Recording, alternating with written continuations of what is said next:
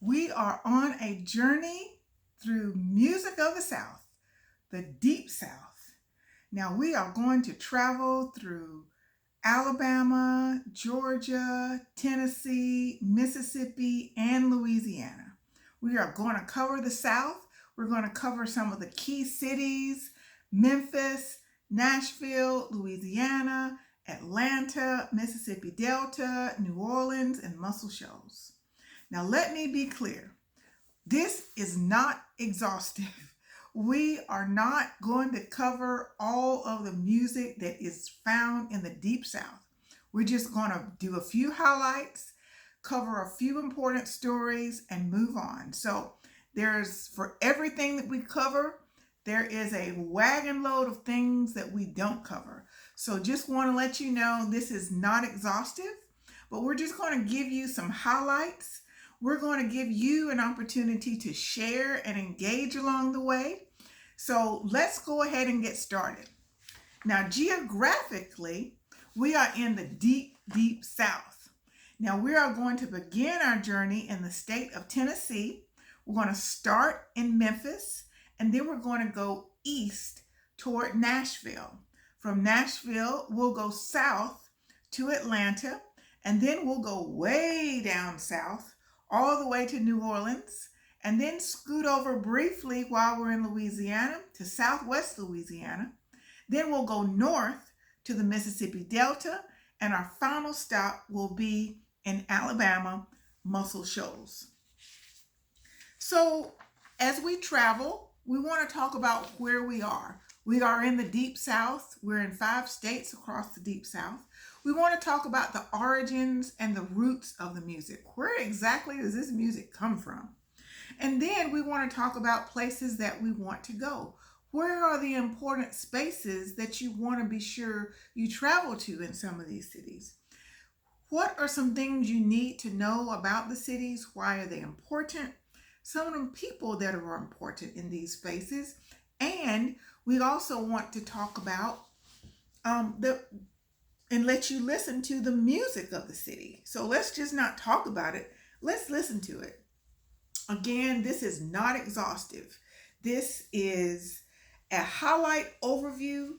Some music and some cities and some music genres are going to be left out.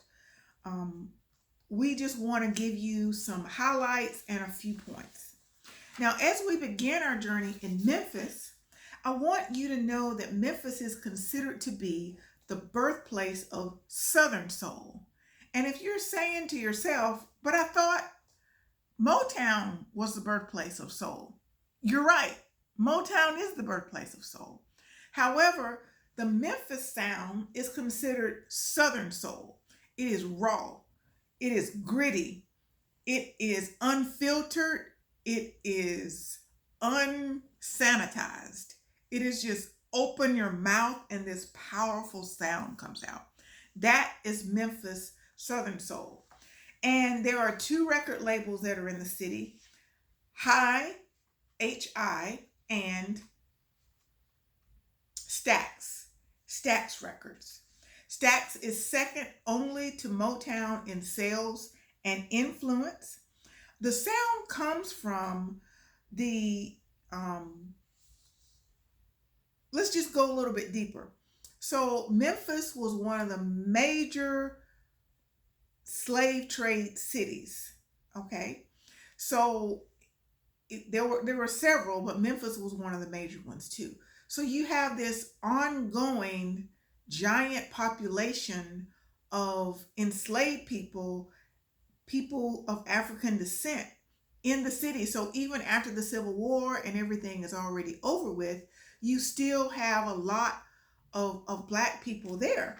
So as a result of this, you got a lot of rural field hollers, you got sharecroppers communicating music on the porch. You've got a huge influence of gospel music and church music. You've got shouting and hollering and call and response and grit and high emotion. So you contrast that Southern soul to Motown, and with that, Motown music is more polished, it's more refined, and it's more highly marketed. So they're both soul music. That's indisputable. But Southern soul is more raw and gritty, and Motown is more polished and refined. So we're going to look at a video of Memphis, and then we're going to talk some more.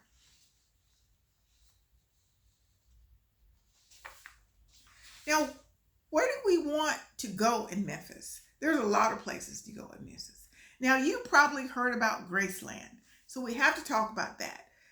Graceland is the home of Elvis Presley, and Elvis Presley got a lot of his influence from the Black church and Black neighborhoods. So we just have to acknowledge him and the huge roots from where he got his music from. We also want to talk about the Memphis Soul and Rock Museum. It is a Smithsonian affiliated. It is very, very detailed. And when you're in that space, you can actually experience the rural field haulers and the sharecroppers on the porch, and the urban influence of Beale Street, and how Beale Street got built up from being in the African American community, and it was a source and a space for musicians to play their music and perform their music. There's just a lot going on at the Memphis Rock and Soul Museum. We know Beale Street. Beale Street is the entertainment district. So all you have to do is just walk down Beale Street, and there's peals of music coming from every doorstop. It's just everywhere. You cannot escape music when you are on Beale Street. There's a W.C. Handy Museum. The W.C. Handy, I have to emphasize that W.C. Handy did not invent the blues. He is self-described as the father of the blues. He did not invent the blues. The blues were going on far before W.C. Handy. However, W.C. Handy is attributed to publishing the blues. So remember, the blues was in the field. The blues was in the sharecropper's porch. The blues was in some type of juke joint. But what W.C. Handy did is he published it, and he brought it more to mainstream so a larger audience could experience this music, not just the people who were geographically close to the music. So that's why W.C. Handy is important. He's self-described as a father of the blues, but the more important thing he did was he actually published the blues. You can tour the W.C. Handy Museum and see his humble beginnings and a turn of the century home, and it happens to be located on Beale Street. Also, you can experience stat music. You can go through this particular recording studio. You can see where some of this Southern soul music was recorded. You can see the outfits and the studios where this music was recorded. Also, you can see Sun Records. Sun Records, we know it more for rock and roll, but it was also a place where soul music was recorded. So let's watch a video and see some of these places that we just talked about are very important. Now, who do you need to know in Memphis? Who are some of these key people that you have to know about? Again, many of these Memphis musicians came out of Mississippi. Mississippi borders Memphis. It is the immediate state to the south. So Memphis was the big city. So if you were in rural Mississippi and you wanted a larger platform for your audience, the best thing you could do is make your way to Memphis. So many of these musicians that we're going to talk about, they actually got their start in Mississippi, but they were able to migrate to Memphis and to other cities to give their sound and their art a larger platform. So we want to introduce you to Gus Cannon and the Jug Band. He played a variety of instruments, but he is known for his jug stompers. So literally a jug, just like a milk carton, but it's made out of ceramic, and you're making music with this jug. We talked about W.C. Handy and why he's so important. B.B. King is one of those people that came out of Mississippi. He was on the radio. He he had a radio show. He sampled his music on Bill Street, and his fame just got larger from there. We're all familiar with the theme from Shaft and Isaac Hayes. He's a part of Memphis. Sam and Dave, Soul Man, and Hold On, I'm Coming. We're going to listen to some of that. Booker T and the MGs, all of these were recorded from Stax Records. Also, Al Green. Al Green, I'm Tired of Being Alone, Let's Stay Together. We're going to listen to some of this music. So these early musicians are significant. They have a huge footprint. So I'm going to stop talking so you can listen.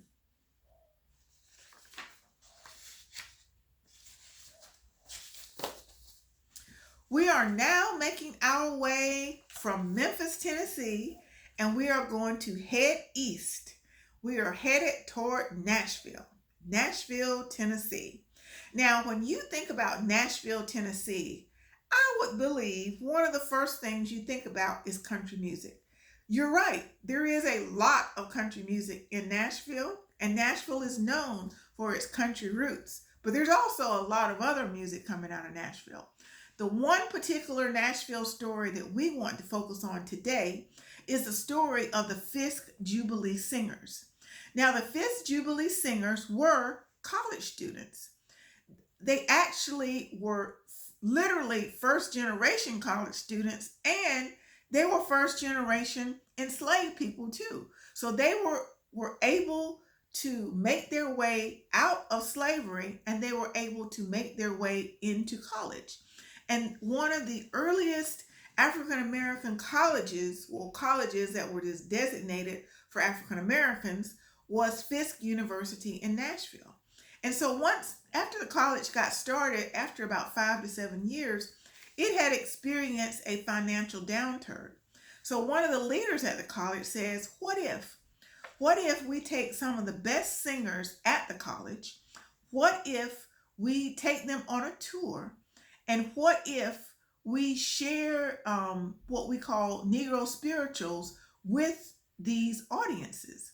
So that's how the Fisk Singers got started. They were formerly enslaved people, and they literally went on a tour. Initially, it was a tour of the United States and the South, and then it expanded to an international tour. So let's get introduced to the Fisk Jubilee Singers, and then we're going to come back and talk again.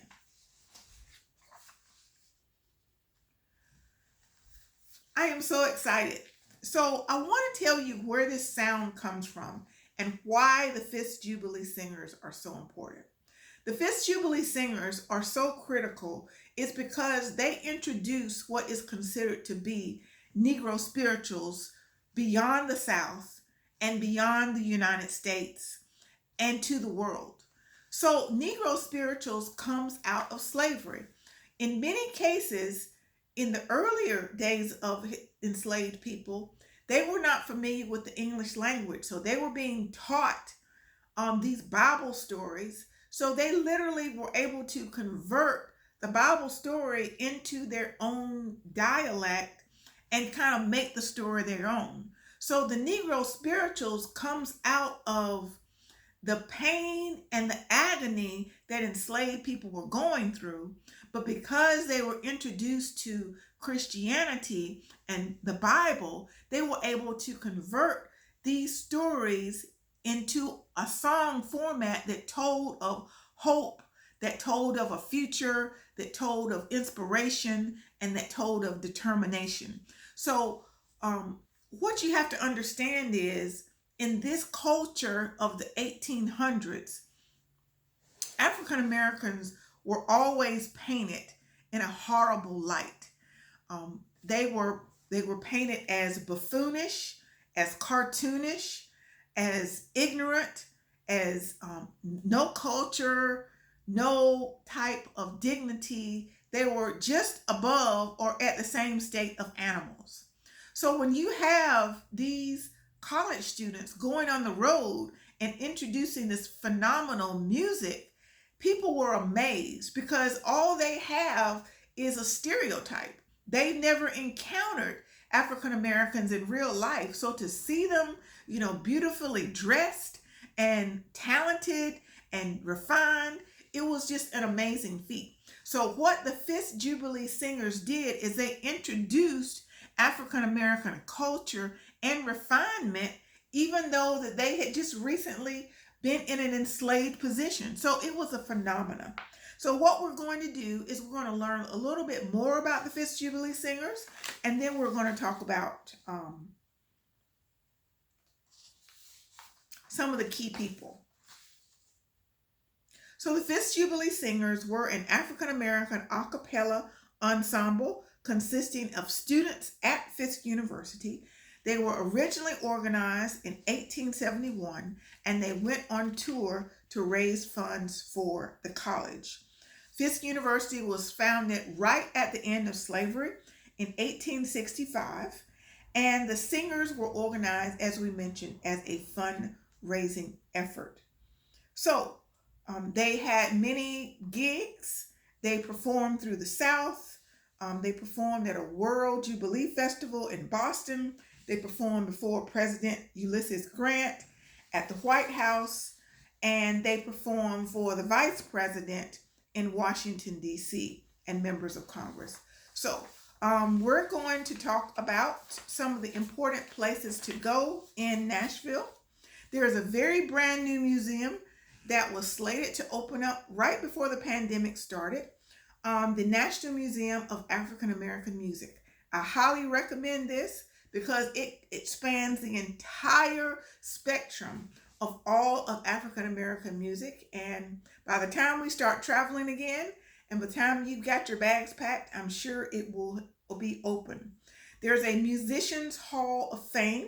The Musicians Hall of Fame is significant because it talks about musicians from all spectrums and all walks of life and all genres. Of course, we encourage you to visit Fisk University, a historically Black college and university. There are many historic universities on the campus, and you can view Jubilee Hall, which is named after the Fisk Jubilee Singers. I also want to call to your attention that in the Fisk University logo, you have an image of the Fisk Jubilee Singers.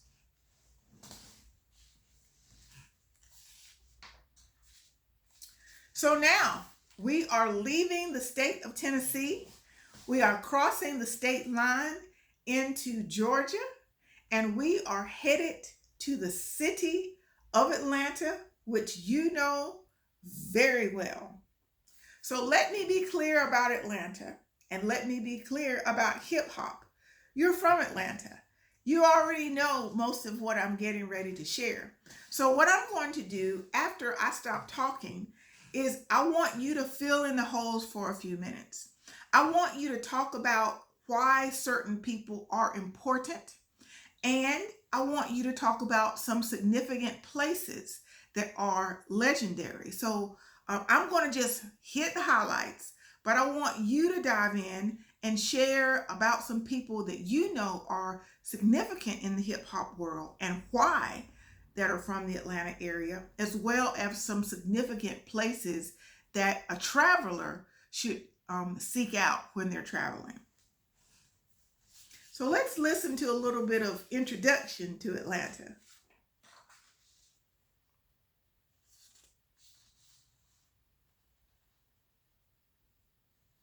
So in 2009, the New York Times called Atlanta the hip hop center of gravity. So Atlanta actually rivals New York and Los Angeles as a recording center for hip hop. It's rising faster than any other city for hip hop.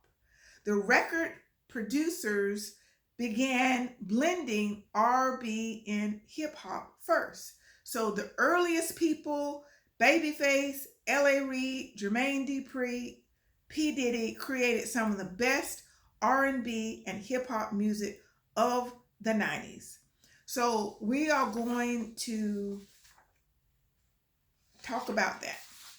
So how has Atlanta become so known for hip hop? The rise of Atlanta's rap scene dates back to the 1980s. Clive Davis, who's always on the move looking for talent, Clive Davis met with Babyface Edmonds and Antonio L.A. Reid. They had an intention of discovering new talent. Now, at the time, Georgia was just like most southern cities with a thriving music scene, but most of the talent went undiscovered. However, in 1989, Babyface and L.A. Reid formed LaFace Records, which was funded by Clive Davis.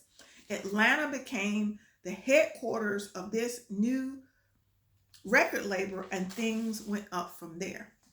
So I'm going to talk about some of the where to go places, and I want you to add in some of these where to goes and who to knows. So the Cascade Family Skating Rink is important because it was important in the early rise of the scene. While on the rise, Jermaine Dupri, Dallas Austin, and TLC, they could be found on the rink, as well as T.I. He actually filmed the movie ATL, and that movie exploded to give people an idea of what Atlanta was like. Stankonia Studios, the birthplace of Outkast, a legendary creation of many hit records, and the legendary hip hop Outkast were the gatekeepers of the hip hop scene. So you can't talk about hip hop without talking about Outkast. Big A Car Wash, it's legendary for its historical presence in Outkast movie Benz or Beamer. Now you can't go to the wash as a place because it's not in business, but you can still drive by to see what it looks like. Headland and Delowe, that's important. Headland and Delowe is important because it was where Rico Wade discovered the duo in 1981, and Wade is third in the production team of Organized Noise. Riverdale High School, that's important because Waka Flocka went to Riverdale High School, and so it's a great place to take a selfie. We have to talk about the Dungeon. The Dungeon was the basement of the home that belonged to Rico Wade's mother and was the first studio space for Organized Noise. Tri-Cities High School, have to talk about that. Tri-Cities High School is a public high school, and it was where Big Boy and Andre 3000 attended. So a lot going on in Atlanta. You can talk about it far more than I have. We're going to open our mics and unmute, and I'm going to give you a chance to talk about important people and why they are important, and important spaces and why they are important.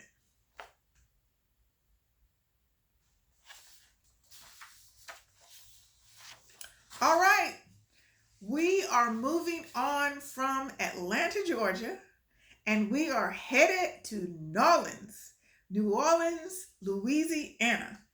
Now, New Orleans considers itself the birthplace of jazz. And New Orleans is in a very unique situation because it is literally a melting pot. So let's just go back all the way to the 1600s and the 1700s.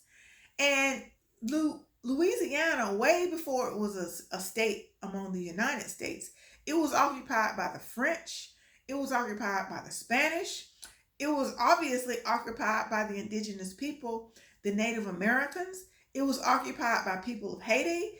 It was another major slave trade city.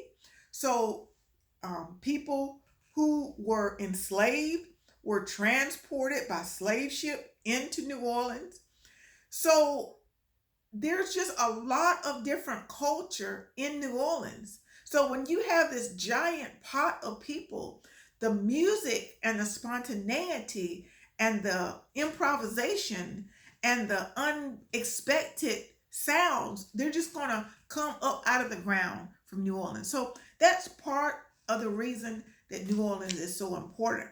New Orleans jazz is going to include the cornet, the trumpet, and the trombone. So let's review and let's hear some of the sounds of New Orleans.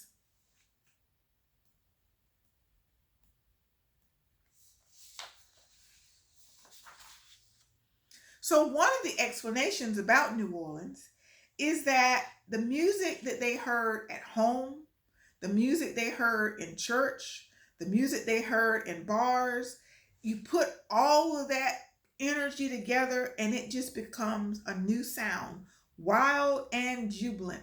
Music just wants you to just get up and move, music that makes you feel alive. It just wants you to it's just energetic music. Now, some of the earliest forms are referred to as um,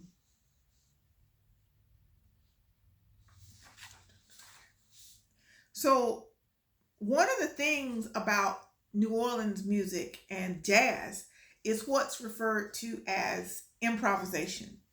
And dancing has long been a part of the New Orleans culture, all right?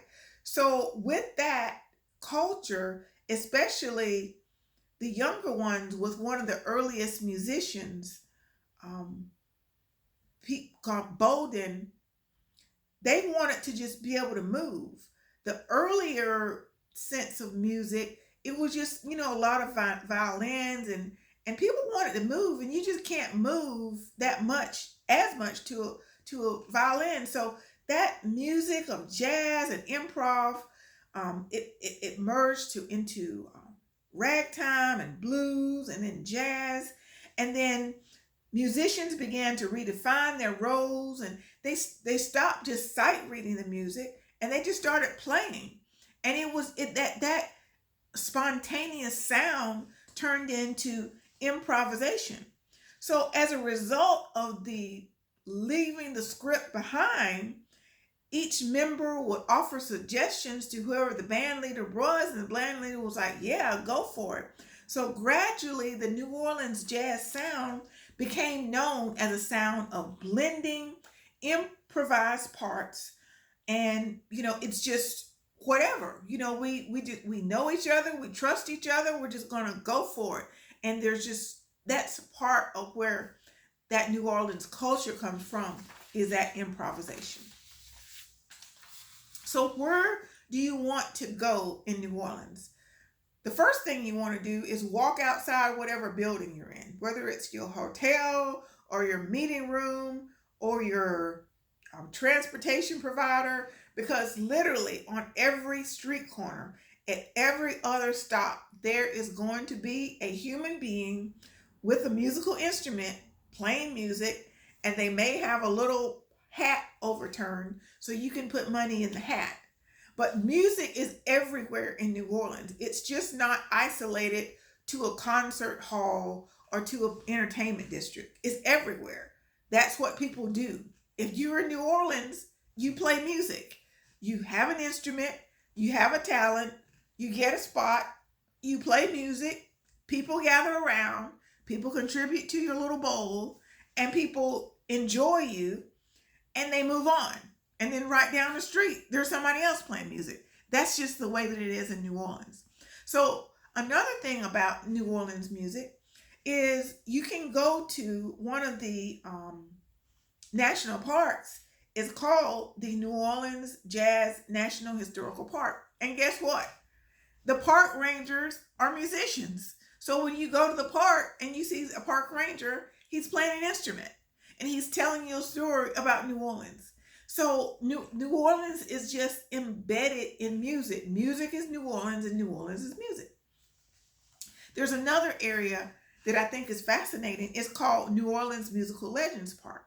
And in this New Orleans Musical Legends Park, you can just walk through very casually, take as much time as you like, and you can just take selfies by all of these people who are legends in the music. So they are sculptures of people that you can stand beside, you can take a selfie with, you can just go in and you can listen to their sounds or read their kiosk or just take a walk, and it's just great. Now, another place that's very important is the New Orleans Jazz Museum. So what we're going to do is we are going to learn a little bit more about where to go in New Orleans and look at some of these important spaces, and then we'll hear some of the New Orleans sound.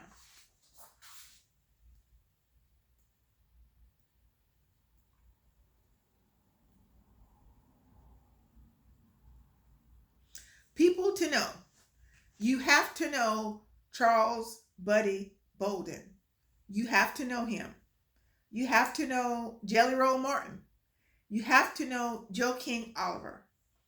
You have to know Louis Armstrong, Pete Fountain. These are critical people. We may be familiar with Wynton Marsalis and his family. His father, Ellis Marsalis, as well as brother Brandon Marsalis, and their other people.